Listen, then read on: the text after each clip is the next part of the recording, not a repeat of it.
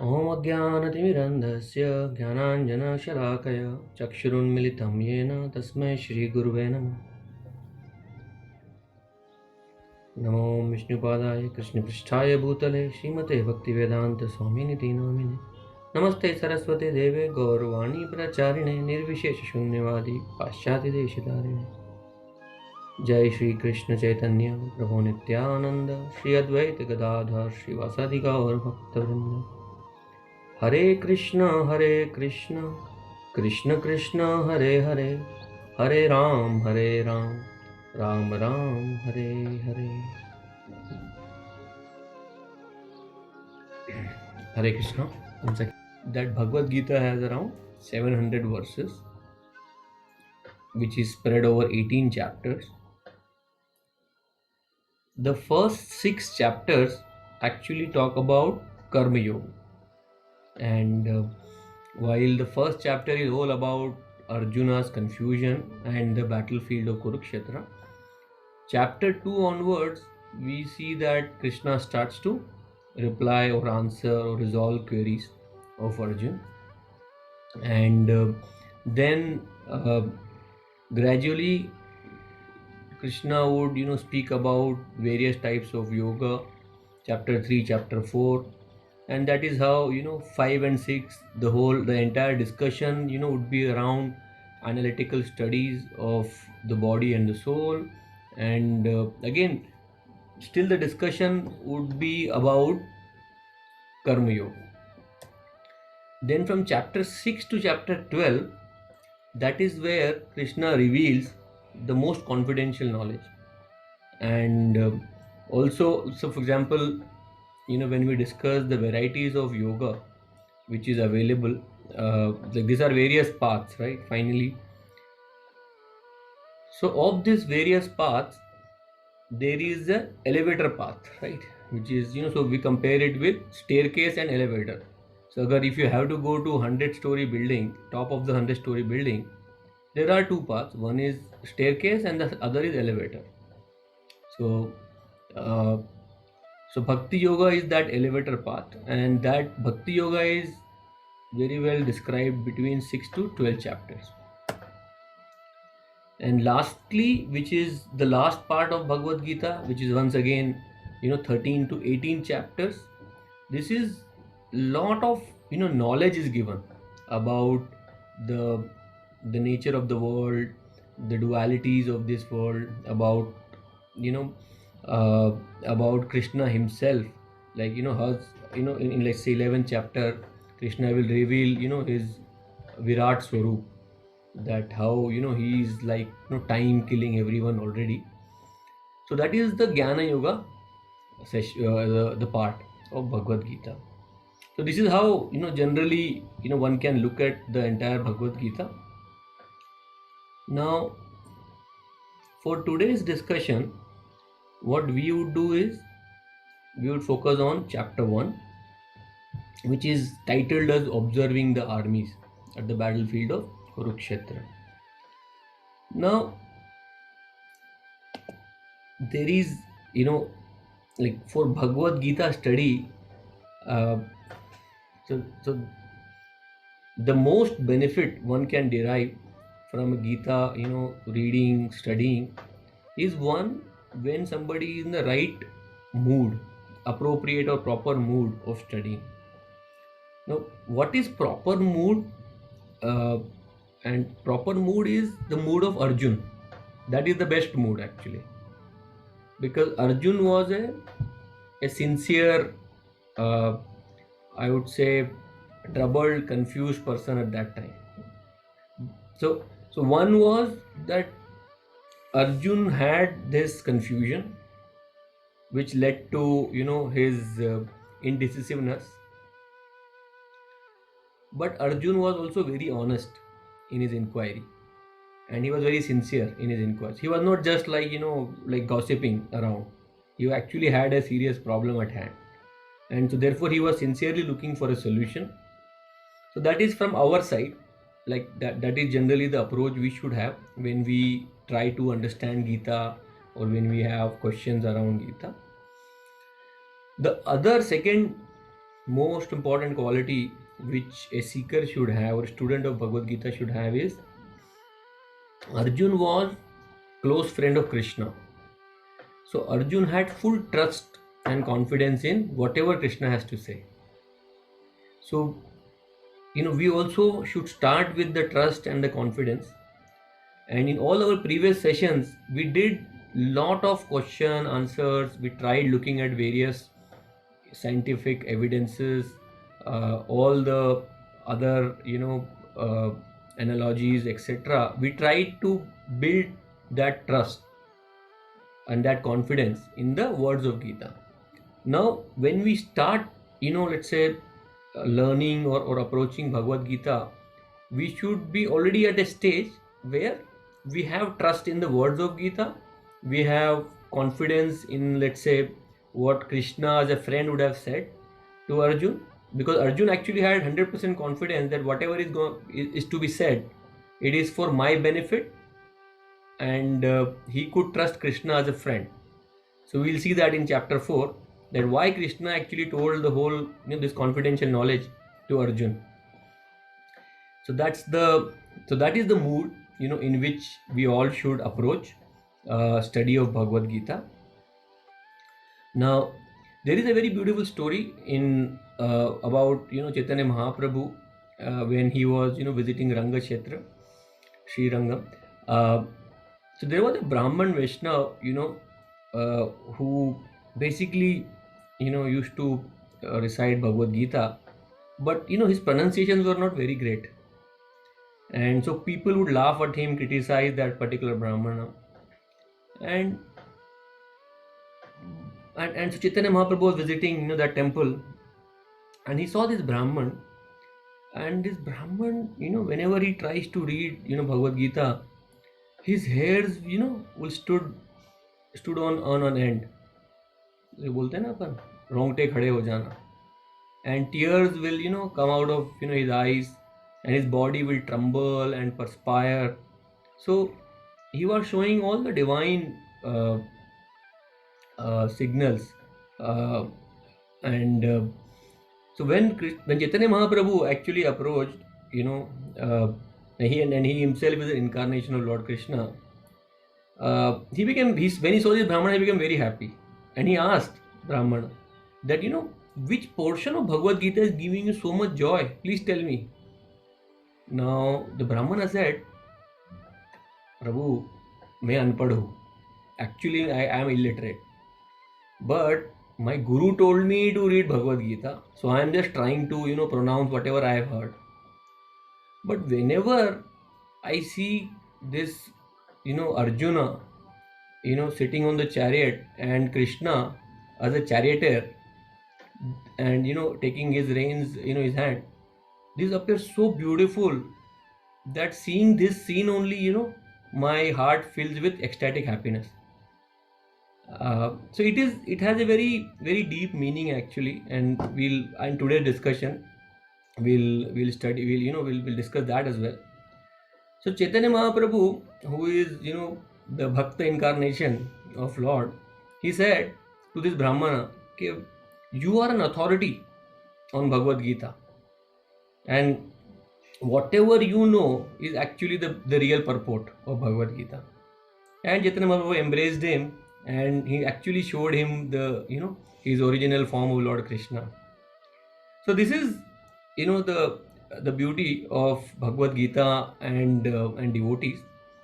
So with this mood, let us all try and understand, and according to our own surrender and our Shraddha, I think Bhagavad Gita will reveal lot of I would say secrets and instructions, and also it will show and pave a path for each of us, actually for each of us in a very unique way. Of course, everybody will have a different path, but in a unique way, it will actually show us a path back to Krishna. And I hope and pray that all of you benefit immensely from this study. So let us now think about the chapter 1, which is at hand.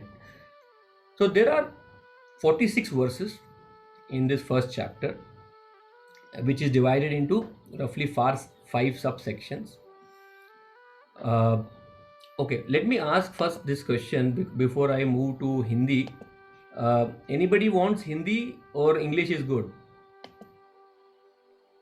Both are okay. Okay. Anybody who just wants Hindi? Because then I will speak, otherwise I will continue in English.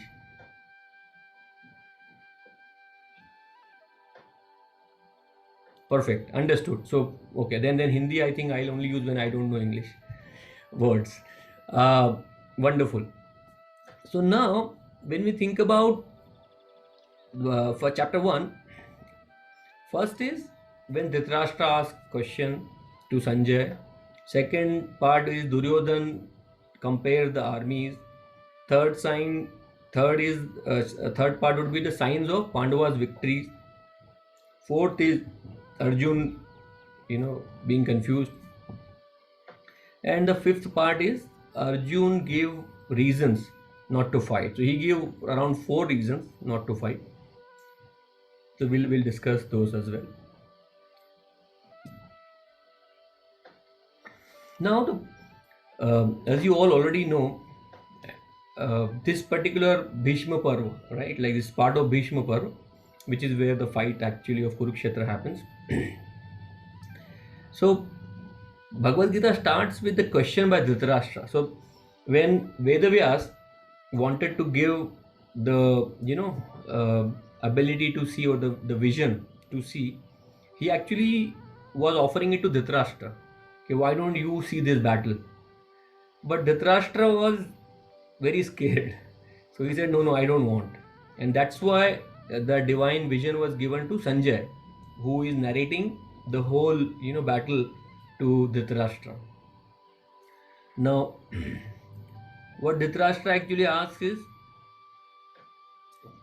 Dhritarashtra uvacha dharma kshetre kurukshetre samaveta mamaka Pāṇḍavasya kim akurvata Sañjaya. So now there are a lot of things which actually gets revealed from this particular verse itself. I'll not go into all the details of that, I think, because we will not be able to do justice within 1 hour to each verse. But here, so first of all, the importance of Dharma Kshetra, Kurukshetra. So Kurukshetra was a holy place, because Maharaj Kuru actually did penances there. He sacrificed his body to please Supreme Lord, and from then onwards, any holy activity or sadhana will get completed. So basically the place actually had a boon कि जहाँ पे जो भी धर्म का काम होगा वो सफल होगा. So that's why it is called धर्म क्षेत्र कुरुक्षेत्र. तो यहाँ पे धृतराष्ट्र पूछ रहे हैं कि भाई नो संजय बताओ what is happening, मेरे पुत्र और पांडु के पुत्र जब इस धर्म क्षेत्र की जगह पे इकट्ठे हो गए हैं लड़ने के लिए, अब वो क्या कर रहे हैं. So clearly Dhritarashtra was not talking as a king, he was talking as a father, right? While as a king he should be impartial, but he always wanted to support his sons and not Pandava ke putra, and that is anyways well known. And he was also worried that this place is Dharma Kshetra and Pandavas actually are on the side of Dharma. So very likely that Pandavas may win this particular war, and therefore he was very fearful. But he was also very hopeful कि कहीं ऐसा भी हो सकता है कि because it is a Dharma Kshetra, Yudhishthir might become so धार्मिक, and he just say कि इतने लोग क्यों मारेंगे, and he might renounce his claim. So ये सब was going on in Dhritarashtra's mind. Now from verse 2 onwards, verse 2 to verse 11, now Duryodhana actually speaks, and he basically speaks to Bhishma, Drona, and he's basically trying to project, जैसे होता है ना वो like team leader लोग कैसे football game के पहले manager लोग कैसे वो करते हैं ना, motivate. So that is the plan. which Duryodhana actually has. So he talks about, actually Duryodhana ka army size was 1.5x, 50% bigger than the Pandav side. Plus Duryodhana actually had some like really serious warriors like Bhishma Dev. Bhishma Dev was called like Timingala. Timingala fish is like in Vedas it's given, it's like it is so large that nobody actually can kill that particular animal. And Bhishma Dev actually already had that boon of Ichha Mrityu. So nobody actually could defeat Bhishma Dev, like period. Game wahi pe over tha. Then Drona only taught everybody on the other side, including Drishtadyumna, including all the Pandavas and everyone. And so nobody could have anyway defeated Drona also. So by that, just purely on merit, if you see, Duryodhana was already a winner just by seeing the capacity. अभी आप Russia और Ukraine में when you compare, right, like who's gonna win just by seeing the prowess and nuclear capacity, etc. So that is how Duryodhana was very confident, and he basically spoke few verses to Bhishma Dev and to Dronacharya especially to instigate Dronacharya. So I am not going into those verses because it's just a storyline, and in summary basically he was trying to be very diplomat. He was trying to point that the Pandav ki jo sena hai, that is being headed by Drishtadyumna, who is son of Drupad. Drupad is your arch enemy.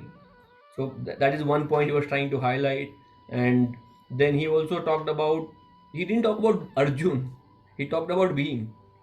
So, and he said ye to Bhim log, Bhim is protecting that army while our army is protected by Bhishma. So all those basically discussions he did. Now from verse 12 onwards, basically the Conchshells were blown. So generally Conchshell were signs of victory, and it is treated as pious and purifying, and that's why you see in all the temples also Conchshell भगवान को उठाने के लिए भी blow करते हैं. So this is the verse 14 is where the Conchshell is the Lord Krishna is described, that on one side, like on first side there is Duryodhana and the army, and the other side there is Lord Krishna and Arjuna, who is stationed on a great chariot drawn by white horses. They sounded their transcendental Conchshells. And then verse 15 and 16 gives names of this, all the Conchshells which were blown by the great personalities. So let's say Lord Krishna blew Panchajanya, and his name is also Rishikesh. Dhananjaya, which is Arjun, he blew Conchshell name Devadatta. Then accordingly Vakrodhara, which is Bhim and Yudhishthir and Nakul and Sahadev, and so all these the names of the Conchshells were mentioned. And Krishna is called Rishikesh because he is the honor of all senses, and he basically directly controlling the senses of Arjuna.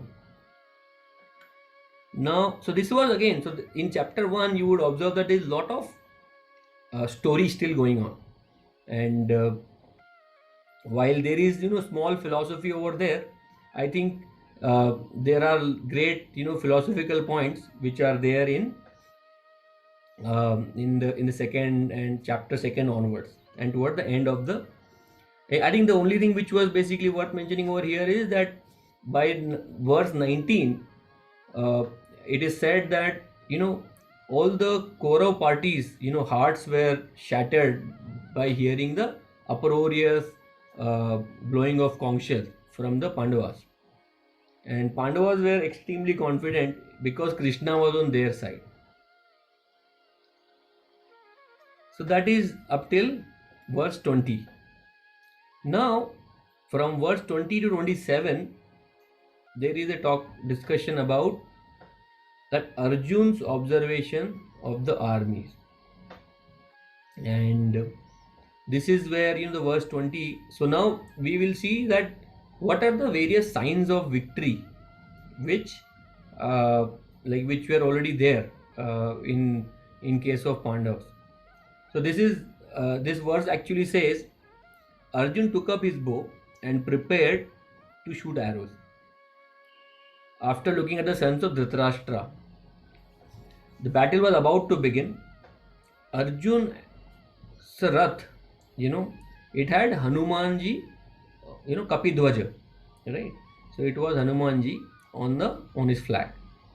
Now, if you look at various signs of victory, you would see that number one was Krishna himself was present on the Pandavas side. And Krishna is called Madhav, Lakshmipati, Shripati, where victory is already there. He is wherever he stands, Lakshmi ji is standing, which is, sign of victory. That was certain that, they would win. Second was, so second was Kurukshetra. This is Dharmakshetra, Kurukshetra. So which was again a holy and pious place, and therefore people who had piety, this place will also influence in their favor.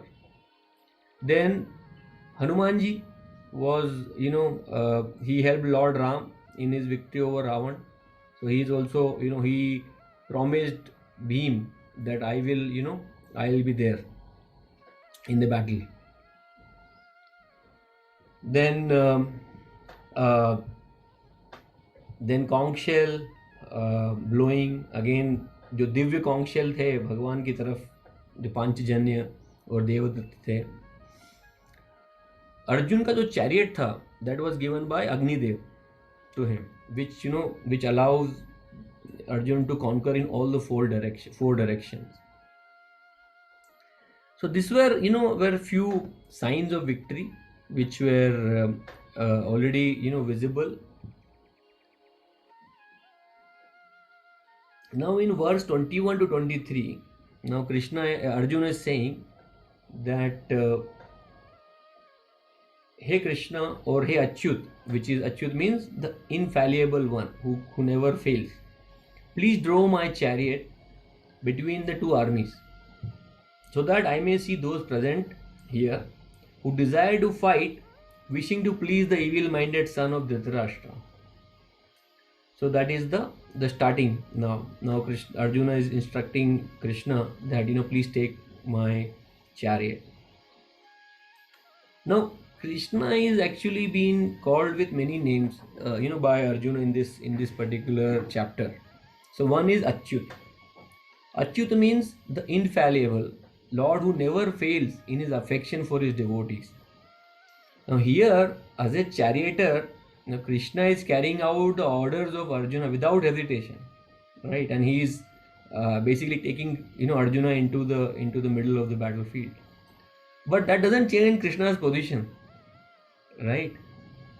So that is the beauty, that the Supreme Lord is willing to do menial service just for the affection of a devotee. It's like very similar, right? When a father basically carries a small child on his back and play that donkey games or whatever horse games in the house. That doesn't change position of the father. It is out of the affection that that a person takes up menial service. So that the same is here with Krishna. He is also called Govind many times actually. So what is meaning of the word Govind? Govind is one who give pleasure to the cows and also to senses. So go means both cows, and go also means senses. So the word Goswami. Goswami means who conquered the senses. So Govind is, that's why he's been called Govind. And Arjuna, in various depending on the verses, he basically asks Govinda, because his senses were not satisfied, Arjun ke. So he's looking for Krishna's answers to satisfy his senses, and that's why he's calling Govinda. Also Krishna has been called Madhav. Madhav means husband of goddess of fortune, Lakshmi ji ke husband. So Arjuna keeps mentioning Madhav, that you are Madhav, and so you are the husband of goddess of fortune. So why, like this misfortune is coming on me? So that, we'll come to that, right, in the next few verses. And Krishna is also called Rishikesh, and I just mentioned Rishikesh, means the lord of all senses. So that is Arjuna's request. Now Krishna, as a charioteer, he carries out Arjuna's order. He takes Arjun to the middle of the battlefield. Now the verse 14 of this chapter actually introduced Krishna as Bhaktavatsal, because the fact that Supreme Lord has accepted a role of charioteer and is doing menial service. So in previous times, when the charioteer and chariots were used, especially in the battlefield, it was so noisy that you can't speak to the charioteer, right? If you were to basically direct the charioteer, take me to right, take me left, the only way you could communicate with charioteer is by kicking him on the back. So if you kick him on the right, he will take to the right. If you kick him on the left, then the charioteer will take your chariot to the left. So something like that actually had to happen, and Krishna has accepted that position as well. So that is where his role as Bhaktavatsal and how much he loves his devotees comes about in this 14th and 20th verses. And Krishna is again, as I said, like a menial servant. He is following all the orders of Arjuna. Now, so Krishna actually like in this 2-3 things comes about Krishna's qualities and his relationship with devotees. One, he loves to serve his devotees. So it's not like when we say let us serve God, that serve is not the material world ka serve, like not slave wala service. It is service of love and affection. Similarly, Krishna also serves his devotees, and he loves to serve. Krishna always look for an opportunity to serve devotees. Like when we discuss Mahabharata or Ramayana, you will see that the God is always, he feels happy actually in serving, and that is the beauty in his devotees. Like we feel like when we have to serve somebody, hum log ko thoda like, yeah, I mean we have issues, right, serving people. Like we do it, but yeah, not maja nahi hai itna.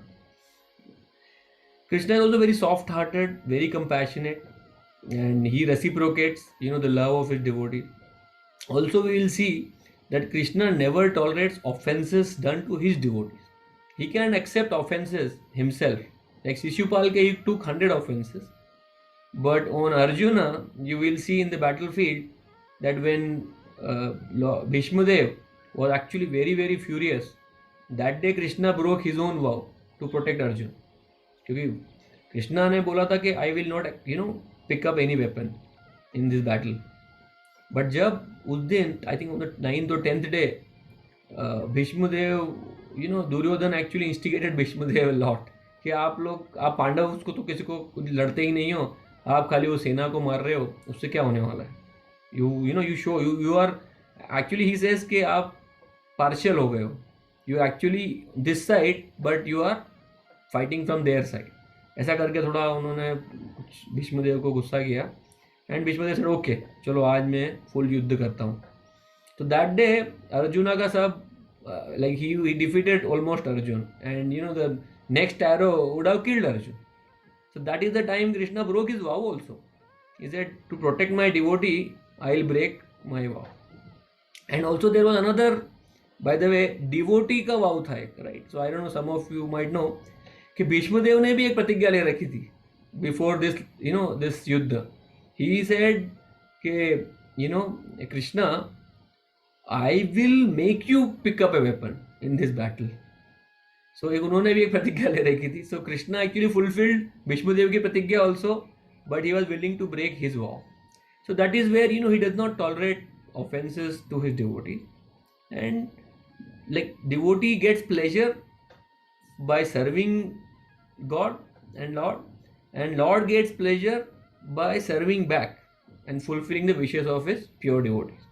So that is the reciprocation, of Lord Krishna and his devotees. And in all the pastimes when we discuss, which is basically rasa sandarbh, actually it is about the rasa or the mellows of relationship. Currently we are actually in the tattva. We are trying to understand the tattva part of the philosophy, and we are trying to figure out our relationship. Once we know our relationship, then we'll start enjoying the mellows of the relationships. Sorry, so here Krishna is Bhakta Vatsal, and that is what comes about in these verses. Now from verse 24 to 25, it's actually described all the relatives. So what Krishna also tactfully did, he he drew the chariot exactly in front of Bhishma Dev and Drona. No confusion, right? वो दुर्योधन के सामने रखते या किसी और के सामने रखते तो अर्जुन को कोई प्रॉब्लम नहीं होती, लाइक कर्ण के सामने रखते या किसी के, तो Arjun would have said okay. So he basically started with the most difficult question कि चलो, it's like your I don't know every exam, but CA exam में तो ऐसा ही होता था. पहला क्वेश्चन बहुत डिफिकल्ट होगा, मोस्ट डिफिकल्ट मेरे लिए तो एटलीस्ट था. So similarly Krishna also put him, Arjun के सामने रथ रखा उन्होंने भीष्मदेव के और द्रोणाचार्य के, बिकॉज ही न्यू सबसे ज़्यादा प्रेम Arjun used to do only with Bhishma and Drona. That were like very worshipable and lovable for him. So now अब फिर बोले भगवान कृष्ण के, देखो पार्थ, ये रहे सारे आपके स्वजन Kauravas. And he is also calling Arjuna as Gudakesh, because Arjun actually had conquered the sleep. Like Arjun actually could go without sleeping for many days, like for 1 month and more. And so he basically meant, so Arjun, and then it is described कि कौन कौन है वहाँ पे. तो वहाँ पे he sees the father, the grandfather, the teachers, so all those names are there. And ये देखने के बाद Arjun Krishna was kind of hinting कि भाई देख लो. अभी after seeing all these people, especially Bhishma and Drona, and he also saw the soldiers, and he also saw the maternal uncle of Nakul Sadev on the other side, and then he saw his own side also कि यहाँ मेरी side में भी सब लोग हैं, द्रुपद है, अभिमन्यु है, पांडव हैं, all these people are coming to fight. And immediate reaction to for Arjun was that बहुत लोग मरने वाले हैं, right, like in this battlefield from both the sides, not only the other side but both the sides. And so Arjun was overwhelmed by compassion, and compassion was the first reason why Arjun actually didn't want to fight. So now from 28 to 46, which is basically the end of like the second part roughly of the chapter, which is where we discuss what are the key reasons for Arjun to not fight.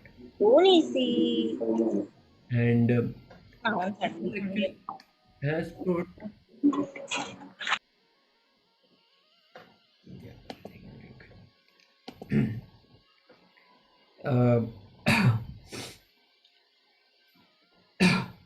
so in this section Arjun will pose all the questions, and he will basically Arjun will give all the reasons that why he should not fight. And then in second chapter Krishna will start addressing each of the concerns and questions raised by Arjun. So first reason was compassion. So Arjun felt compassionate not only to his soldiers but also soldiers of the opposite party. And this is again a quality of a pure devotee, because devotees are soft-hearted and compassionate, right? So various signs actually of his body, right, like limbs were quivering, mouth was drying, his body was trembling, his hairs are standing, and bow actually slipped from his hand, skin burning, he couldn't stand, and he see a lot of misfortune in fighting. So now Arjun, while he is also very learned, it's not like ऐसा कोई 15 साल का बच्चा नहीं है Arjun, that he doesn't know philosophy, he doesn't know principles, but at this juncture उनके हाथ पैर फूलने लगे, right? And he sees all this signs. So he's showing basically weakness of his mind. He's showing excessive attachment, right, with material things, and so he's basically losing his mental equilibrium. And Arjuna actually is starting to like ask, that why I am put in this position, why I am here, right? Why this is happening to me? And he actually almost felt that like victory is also actually very bad for me, right? So he's starting with that. So his first reason is compassion, that why should we kill our relatives, and why so many people will basically get killed in this battle. That was his number one. The number two reason, he basically says that like after killing, right? Like, okay, so he said that I don't want kingdom which actually comes by killing so many people, right? So he's saying कि मुझे ऐसा राज्य चाहिए ही नहीं. I don't want such kingdom, right? And so he says that like what good we will have can come by killing so many relatives and my own family members, right? So he says that I see no enjoyment in this, I see no happiness coming from this kingdom, and also he says that after killing all the relatives क्या मजा है, मतलब किनके साथ मजा करेंगे. Finally everybody wants family, right, to enjoy. Everybody wants relatives, like generally people acquire so many things, right, to please like share it with families and relatives, and and that gives them pleasure, right? So now Arjun is saying that in verse 32-35 he says, no pleasure without relatives, O Govind. What is the use of this kingdom, happiness, life, when those for whom we desire them, like our teachers, our fathers and sons and relatives and uncles, are ready to give up their life in this battle? And he says, why should I wish to kill them? Even if they kill me, O Madhusudan, I can't fight with them in exchange for 3 worlds, let alone this earth. And then Arjun says, oh Janardhan, what pleasure will we derive from killing the sons of Dhṛtarāṣṭra? So Arjun actually is now like a very practical person, by the way. Like if you forget all the spiritual science and philosophy, Arjun is saying कि क्या करेंगे सबको मार के, क्या भोग करेंगे, right? And when for example, I don't know what is your reaction, but when I read first time Bhagavad Gita, I felt absolutely agreed. I agreed with Arjun on every point कि सही बोल रहा है बंदा, इतने लोगों को मार के, first of all, why to kill so many? If you can avoid battle by not having kingdom, why not do that? और दूसरा फिर कि भाई अपने रिलेटिव को ही मार देंगे, फिर क्या करेंगे भोग करके. So and Arjun actually is mentioning Janardhan. Janardhan is like someone who basically takes people out of misery or helps people, right? So he is mentioning that, and everyone wants to show his opulence to friends and relatives, but Arjun sees कि भाई एक बार once all relatives are gone, क्या किसको दिखाएंगे opulence, किसके साथ share करेंगे all this opulence after this victory. So that is his second reason, that he sees no enjoyment by getting this kingdom. Then third reason Arjun gave is, all these people are greedy. I agree, right?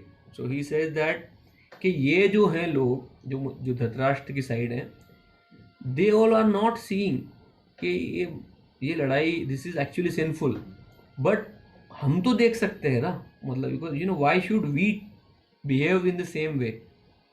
And then actually like then he actually says that these people are atatai, right? He basically says if we slay such aggressors, and aggressors are of 6 types in Manu Samhita, they give description of what kind of people are aggressors and like who are fit to be killed. तो आतताई जिनको कहते हैं, तो people, somebody who gives poison. So Bhim को poison दिया था इन्होंने. Then somebody who sets fire on some on others house, that is also considered आतताई and fit for killing. इनको लाक्षागृह में डाला था पांडवास को. Then somebody who basically attack with deadly weapons, इनके ऊपर तो बहुत अटैक हुए हैं. Then somebody who plunder riches, आपके सारी wealth ले ले, that is also आतताई. Then somebody who occupies others land, तो ये तो खैर आजकल तो रोज होता है, but that was actually आतताई. And somebody who kidnaps others wife, that is also आतताई. These were all as per Manu Samhita and Arthashastra, these are fit to be killed. But Arjuna actually is speaking philosophy above Arthashastra, which is Dharma Shastra. And Dharma Shastra is actually should be considered above Arthashastra. And Arthashastra is basically politics and sociology, and which is inferior actually to Dharma Shastra, which is religious and saintly behavior. And therefore Arjuna actually is right here, that we should uphold the principle of Dharma Shastra while these aggressors are fit to be killed. And therefore he says that killing Bhishma, Dev and Drona, who are actually worshipable, is sin. ये पाप ही है इनको मारना, right? Because one is their elder and they are also worshipable, right? And they are actually great people also. So Arjun wanted to be saintly and forgive them, and he is also very clear that कि भाई you are Madhav, you can bring fortune on everyone. So why should we instigate this war which is bringing misfortune on everyone, right? So that's the other reason Arjun gives to not fight, कि भाई हमको पाप लगने वाला है इस लड़ाई से. And although it is duty of a Kshatriya to fight on the side of dharma, right? To protect innocent and to establish dharma, it is duty. And because Kshatriya का duty होता है to protect the society, right, and the well-being of the society, and basically maintain order in the society so that everybody can grow gradually spiritually. That is the whole purpose of Kshatriya, maintaining a society and fighting a war. Now in verse 37-38, now Arjun says that this greedy men actually see no fault in killing the family, like they see no dosham in a kulakshaya or quarreling with friends, mitra droh, because their hearts are overtaken by greed, lobho pahata chetasa. But Janardhan, why should we who can see the crime in destroying the family, why should we engage in such act of sin? Spatakam. So this is like, if you are well read, you are knowledgeable, then we should differentiate, right? Versus somebody who doesn't, who may be ignorant. So this was another very strong reason. Now the fourth reason Arjun gives is effects of family destruction. Now, and this is a very like it's difficult to understand for us in this modern life, but very pertinent as per Vedic literature, Vedic philosophies.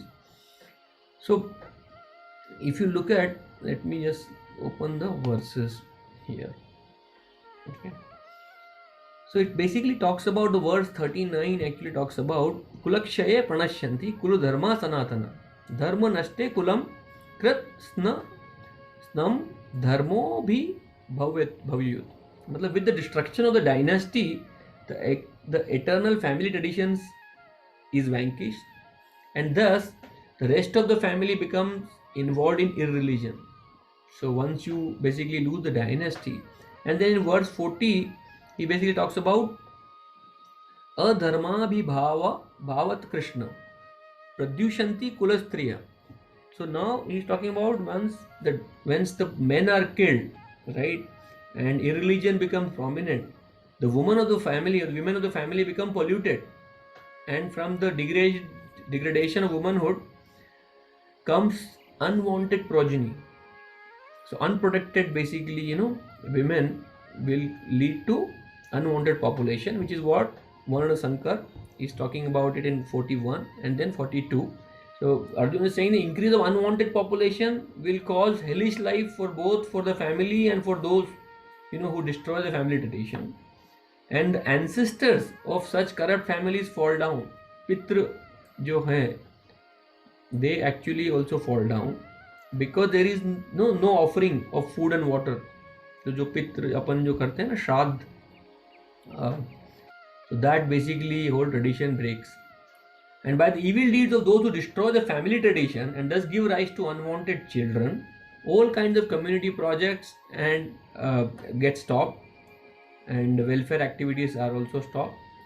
So then Arjuna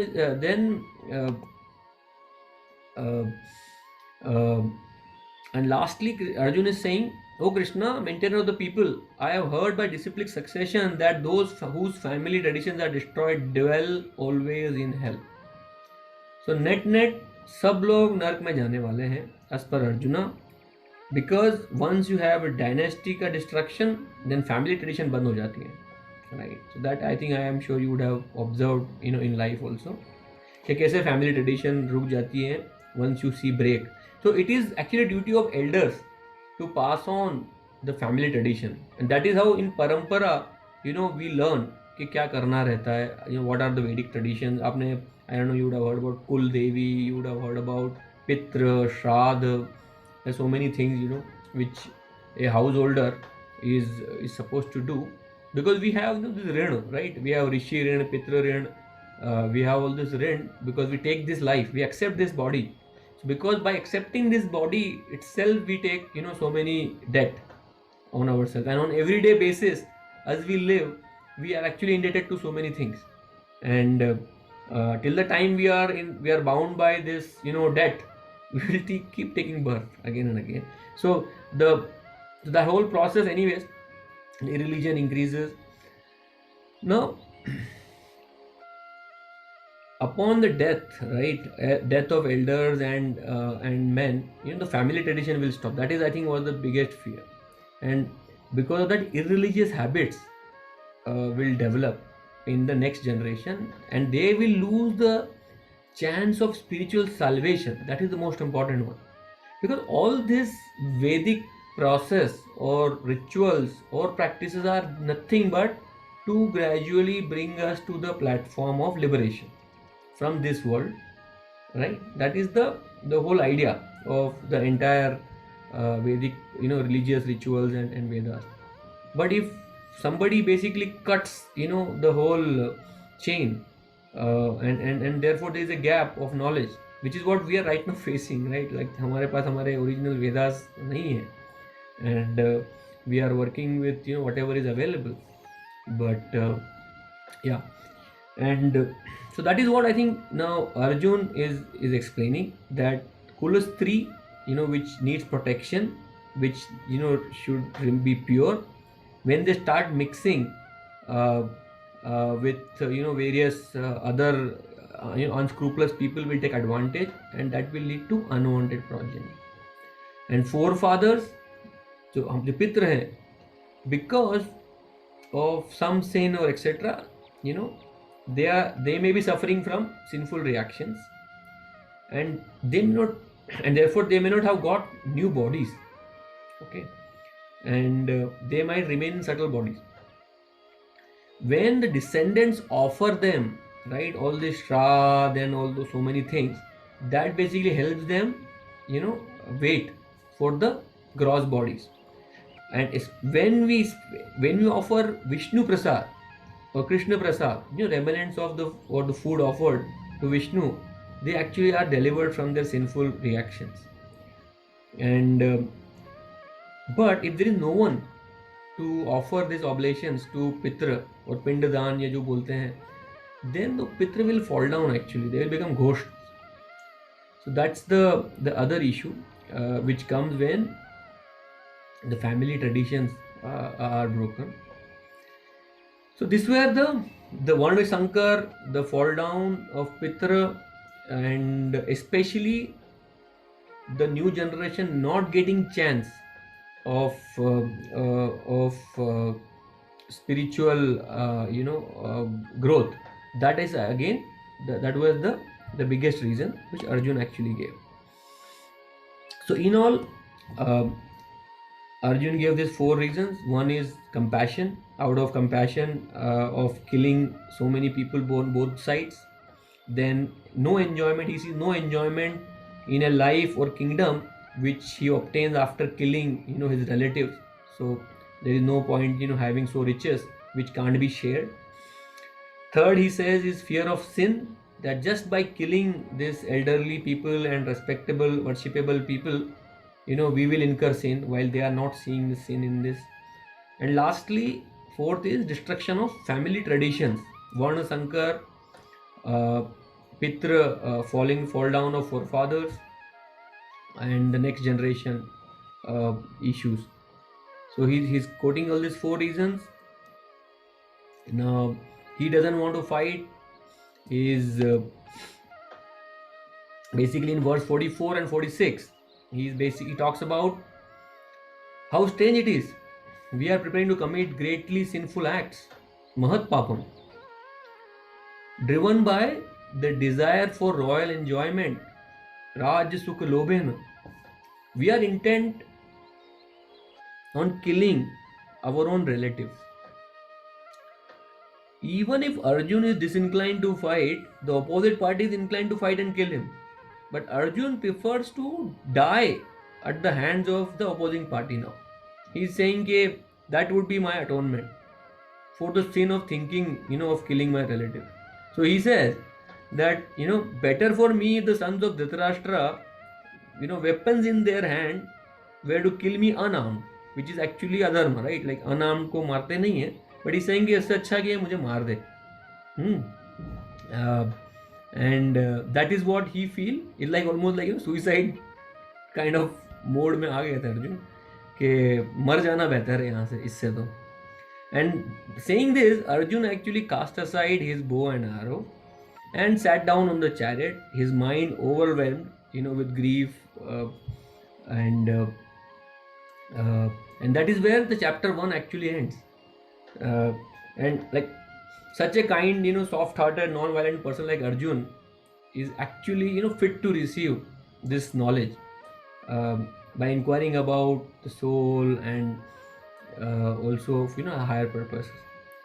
So this is like the summary of chapter 1. Now the references, I think if you want to read, you can look at Bhagavad Gita as it is by His Divine Grace A.C. Bhaktivedanta Swami Prabhupada. You can look for this book, and in this book you will find 3 or 4 things.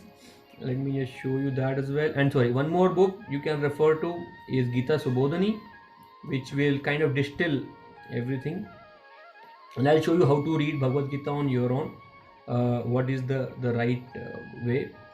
For Hindi, if you want, one can look at Gita Press, Sadhak Sanjeevani, which is great, Gita Prabodhini, which is also good, but Sadhak Sanjeevani is very, very detailed if somebody wants to really do a very detailed deep dive. Quick recap: 5 subsections of first chapter. First was Dhritarashtra inquiring Sañjaya what is happening at the battlefield. Second, Duryodhana comparing his army with Pandavas' army. Third is various signs of Pandavas' victory and blowing of the Conchshells. Then fourth part is where Arjun start giving reasons not to fight. And lastly, in the last 2 hours, Arjun actually decides not to fight. That's the